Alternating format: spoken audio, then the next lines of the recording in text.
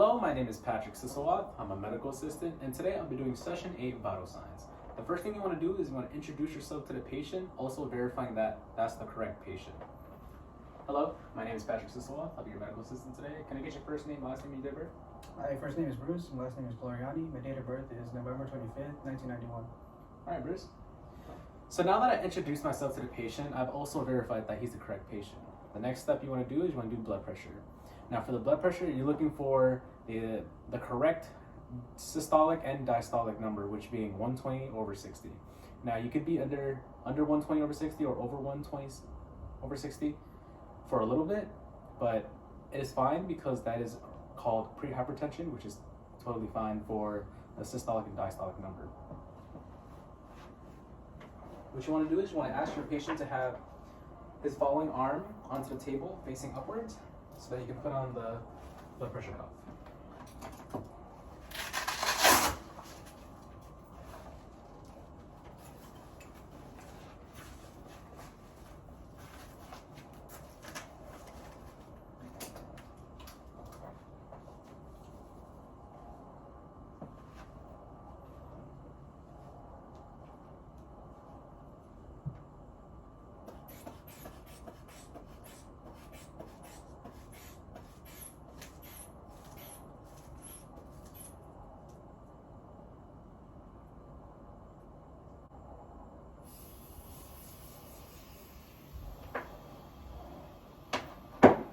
Alright, so after taking Bruce's blood pressure, I have gotten a systolic number of 126 and a diastolic number of 64. Now that is fine because that is within the range of 120/60, so he's perfectly fine. He's not in prehypertension state. So the next step I'm going to be doing is I'm going to be taking Bruce's pulse. So for the pulse, what you want to do is you want to follow along the thumb line, and just right underneath the wrist is the radial pulse. Now, in order to count it, you want to make sure that you feel bumps after bumps or beats after beats of the following area, and you want to count for a minute and get the final results. In most cases, you can count it for 30 seconds, multiply that by 2, and you get the final results.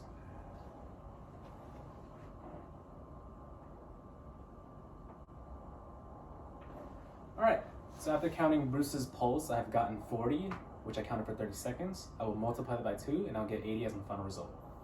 Now the next step is going to take Bruce's respiratory.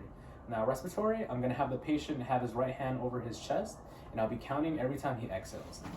Now, in order to get to the final results for respiratory, it's the same procedure as doing pulse.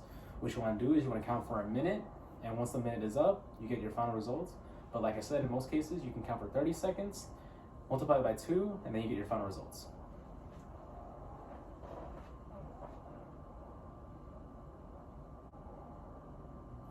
Alright, so after counting Bruce's respiratory, I have gotten 7, multiplied by 2, and I get 14, because I counted for 30 seconds. Now lastly, I will be taking Bruce's temperature. Now there are 3 ways to do temperature. You can take them orally, through the rectum, or temporal. Today I'll be doing oral temperature readings with my thermometer.